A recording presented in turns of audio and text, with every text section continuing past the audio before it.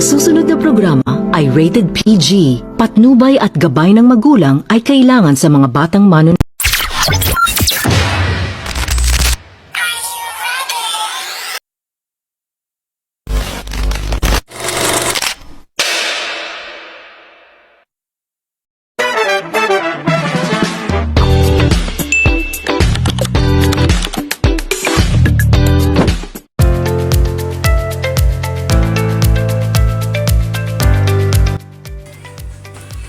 Good day, everyone.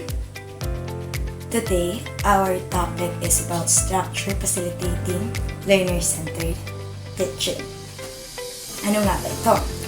This topic is based on the learning-centered teaching approach, strongly supported by educational theories like John Dewey, John P.J. led by Gutsky, and later popularized by researchers like Barbara M.C. Combs, and Arthur Costa.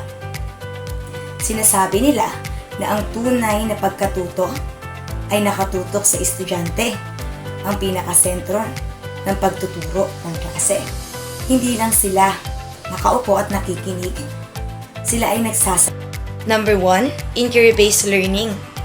Ang mga estudyante ay nagtatanong muna, tapos sila mismo ang maghahanap ng sagot. Natuturuan silang mag-isip ng malalim. For example, itinanong nila, bakit laging may bagyo sa Pilipinas? Tapos sila mismo magre-research kung bakit nga ba. Number 2, project-based learning. Natututo sila habang gumagawa ng totoong bagay o proyekto ng matagal nang ginagawa. For example, gagawa sila ng maliit na gulayan o plano kung paano paghiwalayin ang basura sa school. Sa simpleng bagay na yon, ay may kaalaman silang makukuha. Pangatlo, cooperative learning. Ano nga ba ito? Nagtatrabaho sila sa maliit na grupo, ibig sabihin meron ng groupings. 3, 4, 5, 6. Nagtutulungan ng mga bawat isa para matapos ang gawain. Halimbawa, may grupo o may group project, magpapanggap silang nagdiriwang ng tradisyong Pilipino ng sabay-sabay. Diba alam naman natin na kalimitan sa paaralan talaga ay nagsiselebrate ng buwan ng wika na kung saan ay mga ginaganap o mga kalahok na kinukuha ay ang mga estudyante rin. O sa isang classroom, nagpagawa ka sa kanila ng activity na kung saan masusubok kung gaano nga pa sila ka-proactive or ka-active sa mga activity or group activity. Malalaman mo din kung magaling ba silang makipag-socialize sa ibang tao at mas lalong mapapalalim nito ang samahan nilang lahat. Next natin ay yung discovery learning. Ano nga ba ang discovery learning? Hayaan silang galugarin ng mga bagay-bagay. Sila mismo ang maghahanap ng idea bago pa mapaliwanag ng teacher. Example, bibigyan sila ng iba't ibang dahon dito sa atin tapos sila ang aalam kung anong klase ng halaman ito. Diba, napakasimpleng bagay pero may malaki silang matututunan o may malaki itong maitutulong sa kanila na madadala nila sa kanilang paglaki. Next natin ay ang problem-based learning. Magsisimula sila sa totoong problema. Tapos aalamin nila kung paano to aayusin. Paano tayo makakatipid ng tubig sa paaralan. Tapos doon nila aalamin ang paraan para makatipid.